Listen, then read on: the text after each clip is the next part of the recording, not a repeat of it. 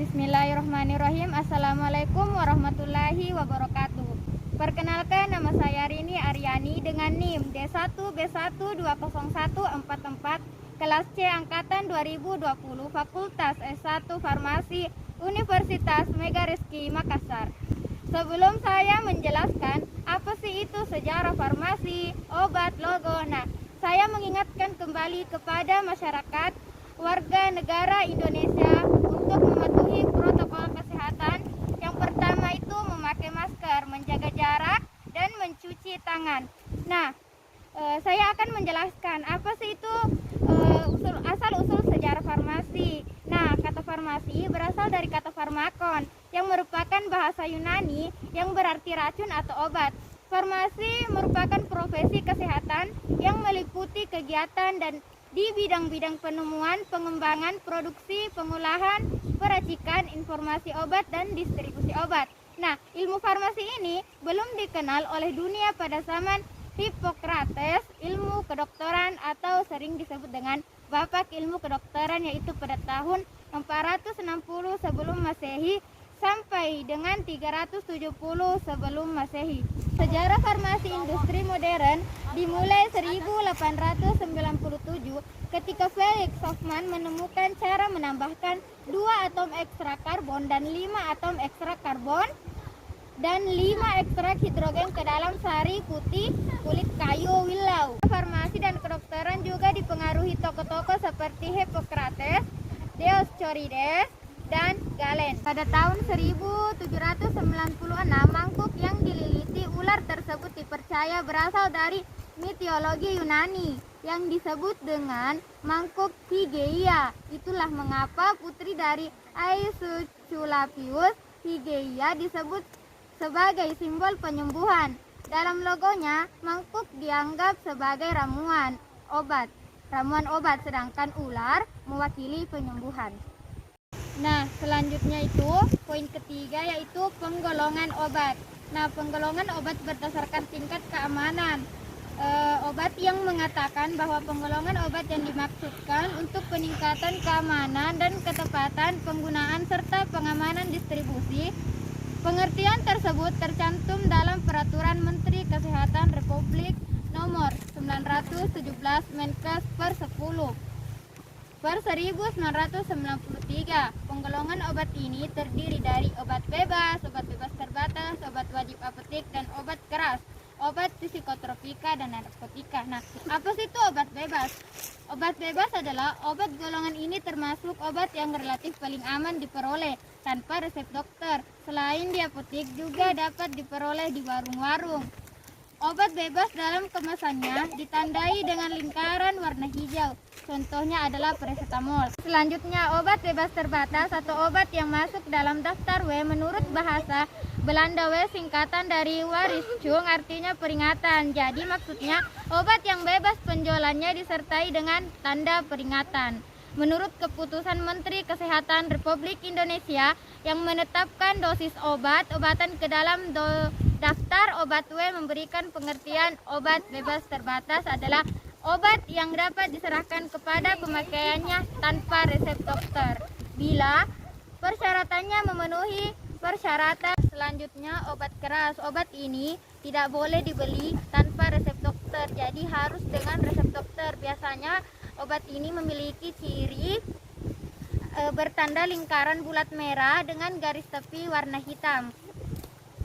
Selanjutnya, obat narkotika dan psikotropika. Narkotika adalah zat atau obat yang berasal dari tanaman atau bukan tanaman, baik itu sintetis maupun semi sintetis. Sedangkan psikotropika adalah zat atau obat baik alamiah maupun sintetis yang bukan narkotika. Selanjutnya, rute penggunaan obat oral. Yang pertama, internal, adalah rute pemberian obat yang nantinya akan melalui saluran cerna. Yang pertama, oral.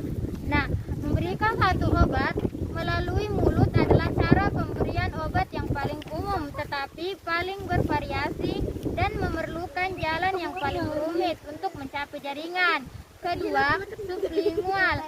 Penempatan di bawah lidah memungkinkan obat tersebut berdifusi ke dalam anyaman kapiler dan karena itu secara langsung masuk ke dalam siklus sistematik. Ketiga, rektal. Nah, 50% aliran darah dari bagian rektum melintas sirkulasi korteks, jadi biotransformasi obat oleh hati dikurangi. Rute sublingual dan rektal mempunyai keuntungan tambahan, yaitu mencegah penghancuran obat oleh enzim usus atau pH rendah di dalam lambung. Nah, selanjutnya parental digunakan untuk obat yang absorpsi buruk melalui saluran cerna dan untuk obat insulin yang tidak stabil dalam saluran cerna. Yang pertama, intravena. Suntikan intravena adalah cara pemberian obat parental yang sering dilakukan untuk obat yang tidak diabsorpsi secara oral. Kedua, intramuskular adalah obat-obatan yang diberikan secara intramuskular, dapat berupa larutan dalam air atau preparat. Depo khusus sering berupa suspensi obat dalam vesikulum non aqua seperti ethylenglikol. Absorpsi obat dalam larutan cepat, sedangkan absorpsi preparat depo berlangsung lambat. Selanjutnya, subkutan. Suntikan subkutan mengurangi resiko yang berhubungan dengan suntikan intravaskular. Contoh-contoh lain pemberian obat subkutan meliputi bahan-bahan padat seperti kapsul, silastik yang berisikan kontrasepsi. Nah, selanjutnya bentuk sediaan obat. Ada serbuk. Serbuk adalah campuran kering bahan obat atau zat kimia yang dihaluskan untuk pemakaian oral atau dalam atau pemakaian luar. Selanjutnya, tablet adalah sediaan padat mengandung bahan obat dengan atau tanpa pengisi. Ketiga, pil adalah suatu sediaan berupa massa bulat mengandung satu atau lebih bahan obat. Keempat, kapsul. Nah, adalah bentuk sediaan padat yang terbungkus dalam satu cangkang keras atau lunak yang dapat larut. Kemudian, supositoria adalah sediaan padat dalam bentuk-bentuk sediaan padat. Kapsul terbagi menjadi dua, yaitu kapsul keras dan kapsul lunak. Kemudian tablet salut. Nah, macam-macam tablet salut ada tiga, yaitu tablet salut selaput contoh Postan dan tablet salut enterik contoh Voltaren 50 mg. Kemudian tablet salut gula contoh vitamin A. Selanjutnya macam-macam tablet, yaitu tablet lozenges, tablet sublingual, tablet intrabuccal, tablet sustained release, tablet yang dimasukkan ke dalam rongga tubuh, dan tablet implantasi. Selanjutnya bentuk tablet, yaitu ada berbentuk pipi, bulat, persegi, dan cair. Kemudian bentuk kesediaan cair ada obat luar, suntik, dan larutan dalam cair, atau obat suntik 4 dan obat suntik SC berupa larutan dalam air. Selanjutnya saya akan membahas resep. Nah, resep adalah permintaan tertulis kepada apoteker atau pengelola apotik atau sering disingkat dengan APA, yang ditulis untuk menyediakan dan menyerahkan obat bagi penderita dari dokter gigi atau dokter hewan yang diberi izin berdasarkan peraturan perundang-undangan. Nah, selanjutnya resep asli tidak boleh diberikan setelah obatnya diambil pasien, hanya dapat diberikan kopi resep atau salinan resep. Resep asli tersebut harus disimpan di apotik dan tidak boleh diperlihatkan kepada orang lain kecuali diminta oleh dokter yang menulis resep tersebut, pasien yang bersangkutan, kemudian pegawai. Nah, selanjutnya apa sih itu kopi resep? Kopi resep atau turunan resep adalah salinan resep yang dibuat oleh apoteker dan apotik. Selain memuat semua keterangan obat yang terdapat pada resep asli, istilah lain dari kopi resep adalah apocryph exemplum of fear. Kelengkapan resep dan legislatifnya. Kelengkapan resep yang pertama itu nama, alamat, dan nomor izin praktek dokter, dokter gigi, dan dokter hewan. Kemudian tanggal penulisan resep. Kemudian tanda R pada bagian kiri setiap penulisan resep, nama setiap obat atau komposisi obat. Kemudian aturan pemakaian obat yang tertulis. Kemudian tanda tangan atau paraf dokter penulis resep sesuai dengan undang-undang yang berlaku. Kemudian jenis hewan dan nama serta alamat pemiliknya untuk resep dokter hewan. Kemudian tanda seru dan paraf. Nah, selanjutnya kopi resep. Ada beberapa. Yang pertama, kopi resep salinan tertulis dalam resep. Kopi resep kemudian salinan resep selain memuat semua keterangan yang termuat dalam resep asli harus memuat pula informasi sebagai berikut: nama dan alamat apotik, nama dan nomor SIK apoteker pengelola apotik, kemudian tanda tangan paraf apoteker pengelola apotik, kemudian tanda detur untuk obat yang sudah diserahkan atau tanda nodet atau nodetur untuk obat yang belum diserahkan. Kemudian nomor resep dan tanggal pembuatan.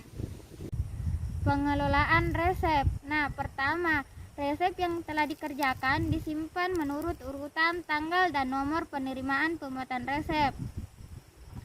Kemudian resep yang mengandung narkotika harus dipisahkan dari resep lainnya.